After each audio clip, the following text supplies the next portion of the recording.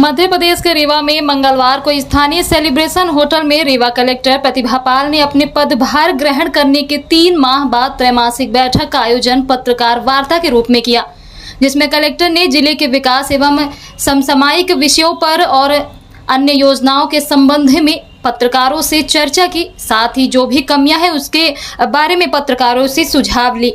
इस दौरान कलेक्टर प्रतिभा पाल ने विभिन्न जिलों में अपनी तैनाती और कार्यों को गिनाया, वहीं पत्रकारों से भी विचार विमर्श किया और उनसे भी राय ली गई। इस पत्रकार वार्ता दौरान जनसंपर्क विभाग के अधिकारी और जिले के वरिष्ठ पत्रकार मौजूद रहे।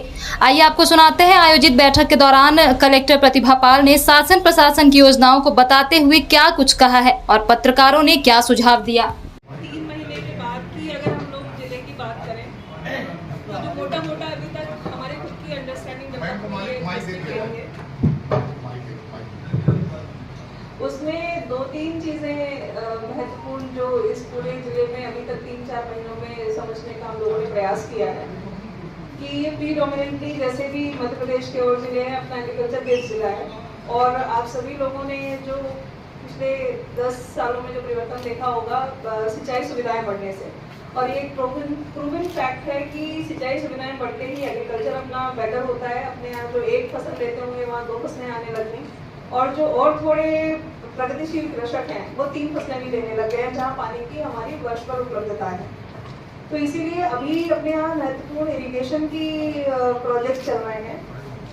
नई गढ़ी माइक्रो इरिगेशन उसमें इम्पॉर्टेंट है, अपना लगभग 25,000 हेक्टेयर का एरिया लेगा और वो प्रोजेक्ट 2025 में समाप्त होगा। लगभग 10,000 हेक्टेयर एरिया अपना ऐसा होगा जो अभी अक्टूबर तक सिंचित हो जाएगा। तो आने वाले समय में उस एरिया में पानी रहेगा। ऐसे ही अपने 2-3 एरिया जो छूटे हुए हैं, हालांकि मऊगंज नया जिला बन चुका है, लेकिन मऊगंज और हरमना का क्षेत्र जो अपना एक छूटा हुआ है, और एक एरिया अपना जवा और त्योथर का पार्शली एरिया छूटा हुआ है।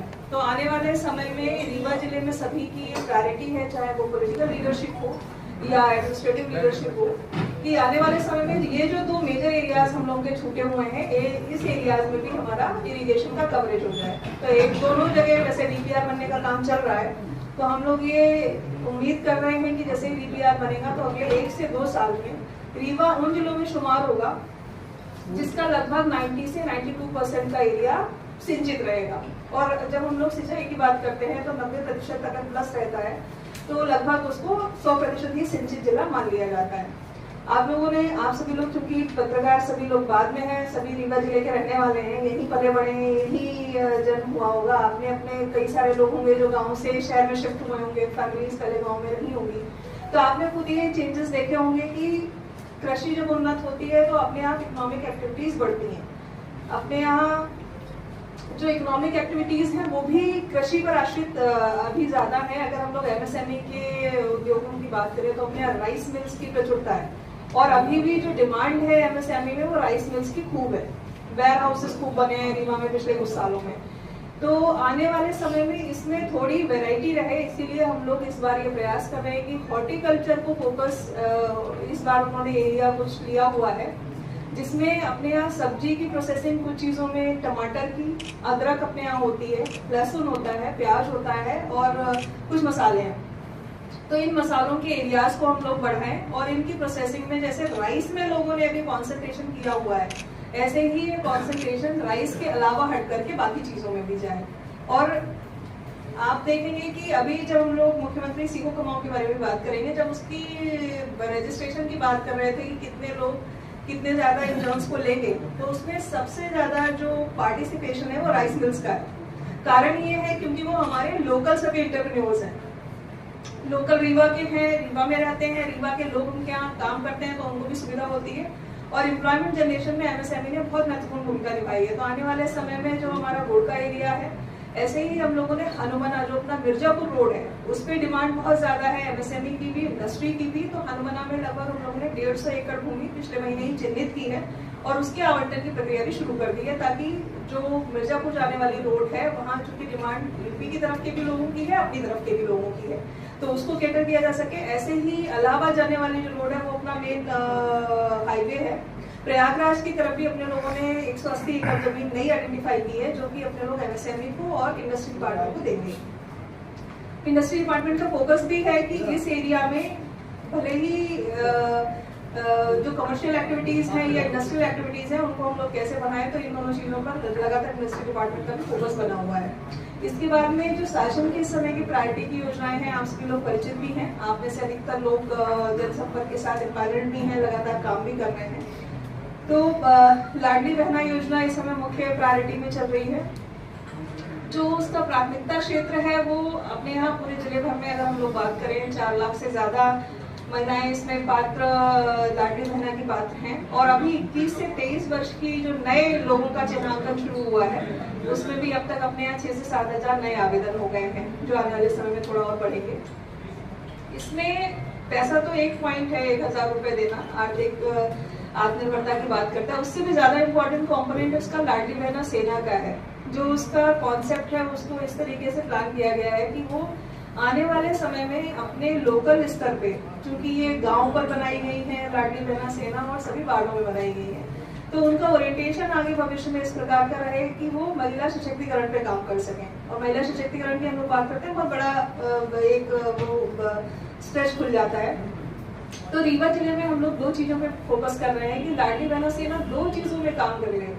अगर किसी भी गांव में पढ़ने वाली बच्ची को पढ़ाई को लेकर के कोई दिक्कत हो, कई बार ये होता है कि 10वीं 12वीं के स्कूल आसपास है तो घर वाले जाने देते हैं, लेकिन जब ग्रेजुएशन की बात आती है तो ये सोच करके कि ब्लॉक स्तर जाना होगा या कहीं और जाना होगा तो ना बोलते हैं। तो इसमें ग्रुप करना, बच्चे ग्रुप कर लें आपस में, तो इस तरीके की चीजों को लाडली बहना सेना बात करे, आपस में चर्चा करे, लोगों को कन्विंस करे। और अपने सभी के वाद विवाद विषय मत मतांतर सब जगह हो सकते हैं, लेकिन घरेलू हिंसा नहीं होनी चाहिए। तो ये 2 विषय ऐसे हैं जो लाडली बहना सेना के लिए हम लोगों ने रीवा में टेकअप किए हैं, जो आगे चलकर उनके लगातार ओरिएंटेशन होंगे। और जो इसमें महिलाओं का कवरेज है, महिलाओं की जो उपस्थिति है वो लगातार बढ़ रही है। और इसी प्रकार से जो दूसरा इम्पोर्टेंट अभी मुख्यमंत्री सीखो कमाओ का एक नया योजना शुरू हुआ है जो लगभग अपनी परिणति पर है। और इसमें रीवा जिले से हर एक बेसिकली ये 2 लोगों को लेकर के इस योजना को प्लान किया गया था कि अपने यहाँ जितनी भी इंडस्ट्रीज हैं या जितने भी कॉमर्शियल एक्टिविटीज हो रही हैं, कॉमर्शियल एक्टिविटी किसी भी प्रकार की हो सकती हैं, इसमें हम लोगों ने किया था कि ऐसी एजेंसीज को आइडेंटिफाई किया, ऐसे एस्टेब्लिशमेंट को आइडेंटिफाई किया जिनके टर्नओवर 5 करोड़ से ज्यादा थे और 10 करोड़ से ज्यादा थे। और उसमें फिर वो कितनी वैकेंसीज अपने यहाँ दे सकते हैं जिसमें अपने यहाँ के बच्चों को इंटर्नशिप के लिए लाया जा सके। और इंटर्नशिप भी ऐसी जिसमें कि जो प्रतिष्ठान है उनको खाली 25% पैसा देना है। मान लीजिए 8,000 रुपये मैक्सिमम अगर दे सकते हैं तो उसमें 25% 2,000 रुपये संबंधित प्रतिष्ठान देगा और बाकी पैसा 75% गवर्नमेंट पे करेगी। अब फायदा इसमें दोनों लोगों के लिए विन विन सिचुएशन है कि प्रतिष्ठानों को भी कम कीमत पे इंटर्न मिल रहे हैं और इंटर्न सिर्फ सीखते नहीं है, कुछ ना कुछ कॉन्ट्रीब्यूशन आपके काम में करते ही हैं। दूसरा, बच्चों के लिए बहुत अच्छा है कि उनको इंटर्नशिप तो मिल ही रही है। जो अच्छे आप देखिएगा कि 10 लोगों को जब हम काम पे रखते हैं, भले सिखाने के लिए रखते हैं, अगर उन 10 में से 3 लोगों ने बहुत अच्छी मेहनत की, अच्छा सीखा, अच्छा रिस्पॉन्ड किया, अच्छे इनपुट्स दिए, तो लोग उनको कंटिन्यू भी कराते हैं। तो ऐसे लोगों का परमानेंट जो एम्प्लॉयमेंट जनरेशन है, परमानेंट इन एक्टिविटीज में बच्चों की जो संबद्धता होगी वो होगी। रीवा में लगभग 1098 के आसपास नई वैकेंसीज जनरेट हुई हैं और जो बच्चों ने रजिस्ट्रेशन कराए हैं उनकी भी संख्या काफी अच्छी है। लोगों ने देखा कि कुछ अपनी शालाएं ऐसी हैं जहां शिक्षकों की उपस्थिति लगभग नगण्य है, 0 के बराबर है।